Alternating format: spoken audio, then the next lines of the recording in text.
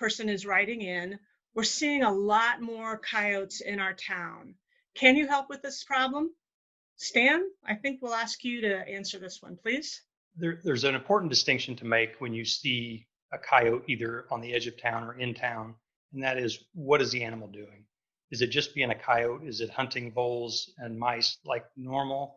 Or is it exhibiting aggressive or problematic behaviors? Like, is it stalking?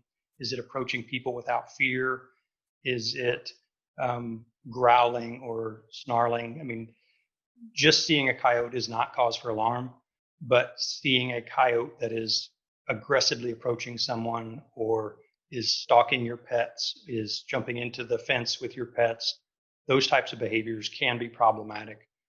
It is extremely rare for coyotes to do anything to people. It has happened, but it is extremely rare.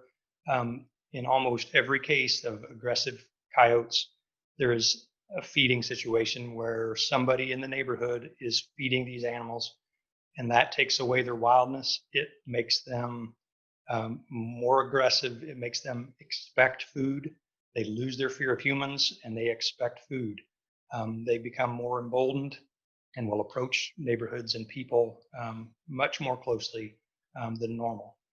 In those situations, there's some hazing that you can do to try to dissuade the coyotes from being in that area, but there are some situations where that won't work, and that's when we would typically recommend considering a removal program to target the individual problem animals. We're not going to get rid of all coyotes. That's not realistic. That's not recommended.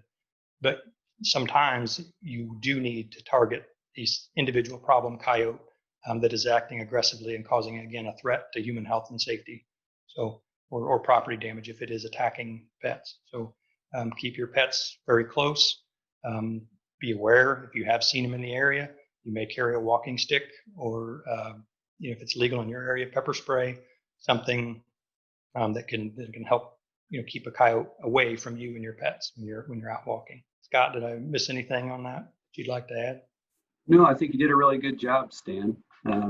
Just like to reiterate that coyotes in urban and suburban areas are an important part of our ecosystem there. They're foraging on rabbits and rodents and helping keep their numbers in check.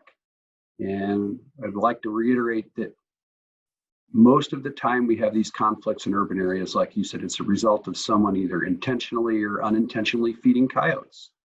Unintentionally by maybe feeding their pets outside and leaving it out at night, and then the coyotes learning that they can forage on that every night, and they become habituated to being very close to humans and our pets. So make sure that you don't become part of the problem in encouraging these animals to come close to people and lose their fear of us, by accidentally or intentionally feeding coyotes. And you did a great job, Stan. Thanks. Well, this is Scott, and for our agency, we do work very closely with the DNR. We focus in the field more on providing assistance directly to people who have conflicts. But if they want to reach us, probably the easiest way is to call us. We have a toll-free line at 1-866-4, that's the number 4, and then USDA-WS. So it's 866-487-3297. That will ring in our state office in Springfield, and then we can dispatch the call out to one of our field staff that are closest to them to answer their question and potentially provide assistance. As we get ready to wrap this up, are there any other tips, ideas, resources that you would like to recommend to people before we sign off today? Start out with Stan. Anything else you would like to add? I think we covered the topics pretty well. I mean, other than I think we've beat on not feeding wildlife and hopefully leaving wildlife alone unless it's very apparent that they're injured. I think those are solid messages, and hopefully people will understand that sometimes you have to let nature take its course. Scott, any final words of wisdom from your agency? Sure. I think it's important that people remember that, our wild animals are a natural resource that are entrusted to the public.